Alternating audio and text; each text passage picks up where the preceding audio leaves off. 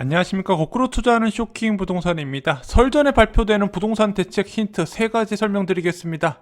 자, 이제 시장의 관심은요, 설 전에 발표될 부동산 대책에 쏠려 있습니다. 서울 아파트 거래량이 12월에 7,000건대까지 올라갔는데 지금 1월이 끝났는데 1,850건밖에 등록이 안 됐습니다. 자, 패닉 방잉의 중심지였던 경기도 지역마저도 24,000건까지 올라갔던 거래량이 1월에 8,900건 수준으로 크게 감소한 모양새가 나타나면서 거래량 감소, 관망세가 짙어지는 모양새가 나타나고 있습니다. 부동산 대책에 따라서 향방이 달라질 것으로 보여지면서 이 부동산 대책에 많은 사람들의 관심이 집중되고 있어요.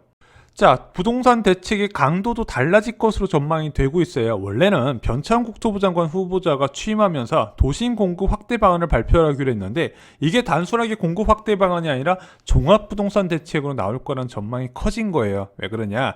수도권 아파트 불안이 계속해서 확대되고 있는 분위기입니다. 일단은요, 수도권 지역과 서울 지역의 상승세가 계속 높아지고 있고 그 상승세가 꺾일 줄 모르니까 무엇인가 대책이 빵 나오면서 일단 수요자를 좀 진정시킬 필요가 있다는 부분 이죠. 또 하나, 지금 서울시장 후 선거가 얼마 남지 않았습니다. 그래서 많은 사람들이 사실상 이번 대책이 문재인 정부의 마지막 기회로 보는 시각이 많이 있다는 부분이에요. 여기서 기싸움에 밀려버리면 주택가격이 계속 올라갈 것이고 이번 정부는 부동산 대책에서 실패한 정부가 낙인을 찍힌 채 끝나게 될 것이다. 그래서 선거도 있고 마지막 임기에 거의 자주 쓰지 못하는 종합부동산 대책을 쓰면서 부동산 시장의 과열을 좀 잠재우려고 하지 않을까, 이런 전망에 따라서 센 대책이 나올 거다, 이런 전망이 계속 커지는 거죠. 자, 일단 대책 발표일은요 2월 4일이나 5일 중에서 언급이 되고 있습니다. 근데 현재까지 발표된 부동산 대책의 힌트 3가지를 좀 공개를 드려보겠습니다. 자, 첫 번째 힌트는요, 서울 지역의 그린벨트 해제가 없다고 총리가 밝혔습니다.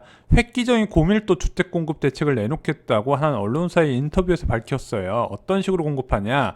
공공재개발이나 재건축 3기 신도시보다 더 획기적인 방안으로 공급을 하겠다고 합니다. 자세한 내용은 언급을 하지 않았어요. 그리고 이미 발표했던 도심 고밀도 개발 사업을 지원하기 위한 제도 보완에도 나서겠다고 합니다. 그런데 여기에 덧붙이면서 서울 지역 그린벨트 해제는 공급하지 않을 것이다, 이렇게 못을 박아버린 겁니다. 그래서 지금 예상되는 게 서울 지역의 유유부지의 고밀도 개발 방안 가능성이 좀 언급이 되고 있습니다.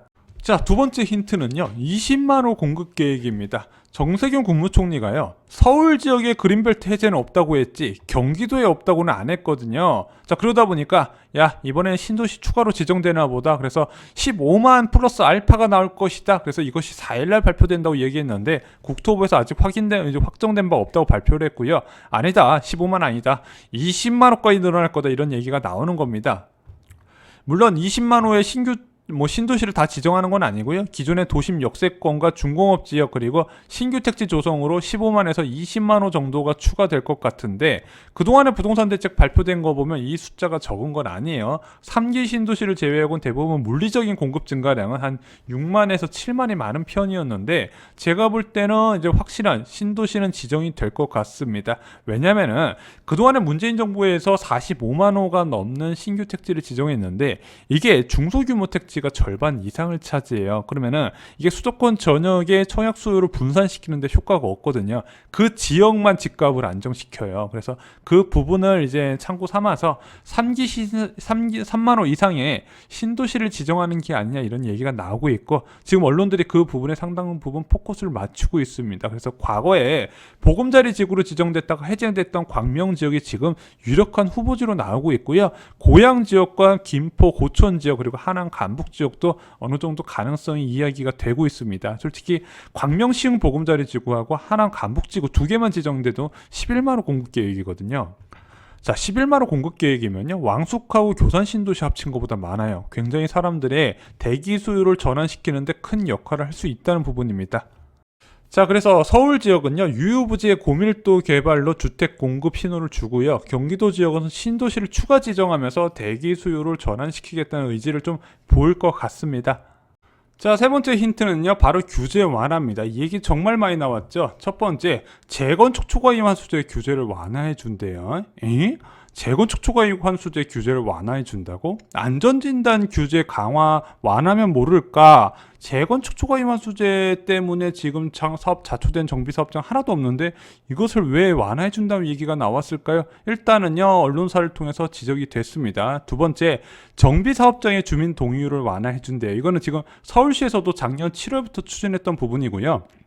아마 국토부가 이것을 법제화할 가능성이 있다고 봅니다. 재건축이나 재개발 아마 주민 동의율을 완화해주면서 사업 속도가 빨리 진행될 수 있도록 할 것 같습니다. 세 번째는요, 정비사업의 인허가권을 중화관서장으로 한시적으로 허용하면서 이제 중화관서장이 한꺼번에 정비사업장을 지정할 수 있도록 배려를 해줄 것 같아요. 네 번째는 분양가 규제 완화까지 이야기가 나오고 있습니다. 이런 규제 완화 이야기가 나오다 보니까 최근에 강남 재건축 아파트 가격이 계속 올라간다고 말씀드렸는데 이게 다 실현될지는 좀 미지수예요. 제가 볼 땐 그냥 언론들이 건설사들의 희망사항 다 갖다 적어놓은 것 같긴 하거든요. 그래서 정비사업장의 주민 동의율 완화 제외하고는 그렇게 현실성이 있어 보이지는 않고 있습니다. 자, 어찌됐든 일단 괜찮은 지역에 신도시가 나오면요, 전세가 급등에 따른 패닉 바잉 좀 막을 거라고 보입니다. 지금 청약 경쟁률이 너무 높아요. 그래서 그 사람들을 달랠 방법을 찾아야 되는데 결국엔 대규모 신도시여야 된다는 거죠. 뭐 3천호, 4천호 뭐 짜투리 토지 말고 2만호, 3만호에다가 제대로 된 지하철 들어가는 연결 계획 나오고 진행을 해야 된다는 부분입니다. 자, 그런데 지금 이게 단순하게 주택 공급 대책보다 더 중요한 게 있어요. 왜냐면은 호수만 놀린다고 되는 부분이 아닙니다. 호수만 늘린다면 이미 17만 호 넘는 신도시를 비롯해서 45만 호의 신규 택지를 지정했거든요. 그럼에도 불구하고 사람들이 왜 주택을 계속 사고 있는지 이제 정부 당국은 좀 이제 의미 있게 좀 생각해 볼 때가 된 것 같아요.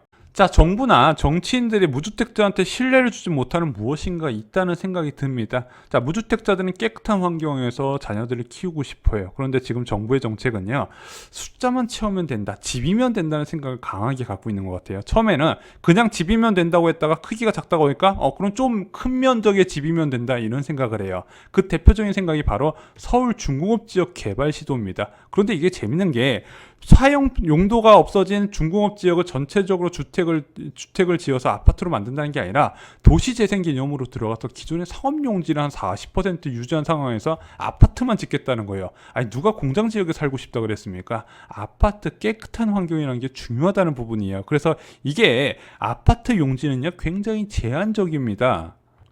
이 정책을 추진하는 사람들이 정말로 내 자녀가 키우고 싶은 환경에서 아파트가 지어지도록 해야겠구나, 그 마인드부터 좀 바꿨으면 좋겠습니다. 두 번째, 넉넉한 면적의 아파트를 원한다는 부분. 자, 그래서 이거 신혼희망타운부터 지속적으로 문제가 되고 있고 이번에 주거복지 로드맵에서 또 문제가 됐어요. 그래서 그 부분부터 좀 바꿨으면 좋겠다. 근데 그나마 상기 신도시부터는 중형 면적을 넓히겠다고 국토부에서 발표를 한 상황입니다. 자, 그것이 좀 더 확대됐으면 좋겠다는 생각을 하고 있어요. 세 번째는 공평한 기회에서 접근을 해야 되죠. 자, 특정 계층만 챙기면 안 된다는 부분이에요. 모든 무주택자들이 주택을 마련해서 빨리빨리 내 집에 들어가야 이 부동산 문제는 해결이 된다는 부분입니다.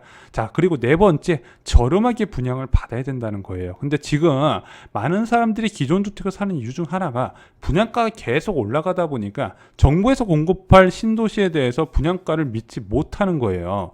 자, 서울 광일동에서 공급하는 전용 84제곱미터 아파트 분양가가 8억대의 허가가 났습니다. 그러면은 내가 기다렸다가 좋은 주택을 싸게 살 수 있을 거라는 기대감이 점점 없어지는 부분이죠. 이 부분을 강조해야 되는데, 그러기 위해서는 과거에 노무현 대통령이 만들었던 조성 원가 연동제가 반드시 부활해야 됩니다. 그게 없으면 아무리 많은 주택 공급 대책 나와봤자 소용이 없는 거예요. 마지막으로 정상적인 내 집을 갖고 싶다는 부분이죠. 그런데 임대주택을 늘린다든지 시세 차익을 차단하는 주택을 공급한다는 부분은 과거에 분명히 해결책과 다른다는 부분입니다. 자, 과연 정부는 우리가 살고 싶어하는 아파트를 제공할까? 이거에 대한 믿음부터 줘야 된다는 부분인데, 그에 대한 규제부터 이제 규제 완화 부분부터 이야기가 나와야 되지, 뭐 재건축 규제 완화, 재개발 규제 완화, 그거는 그 다음 얘기라는 거죠.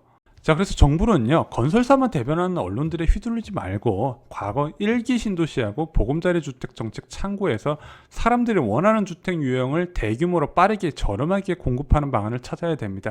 특히 지금 신도시 지정하면 10년 후의 이야기다, 이런 이야기가 안 나와야 돼요. 왜 그러냐면은 1기 신도시 같은 경우는 2년 6개월 걸렸어요. 지정부터 시범단지 입주까지.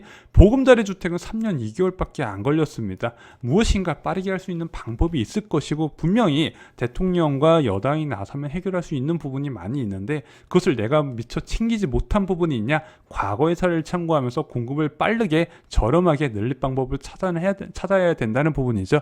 이번 부동산 대책 정말 속 시원하게 정말로 많은 사람들의 갈증을 해소할 수 있는 대책이 나오기를 기대합니다. 이상으로 쇼킹 부동산 마칩니다. 좋아요, 구독, 공유 꼭 부탁드립니다. 감사합니다.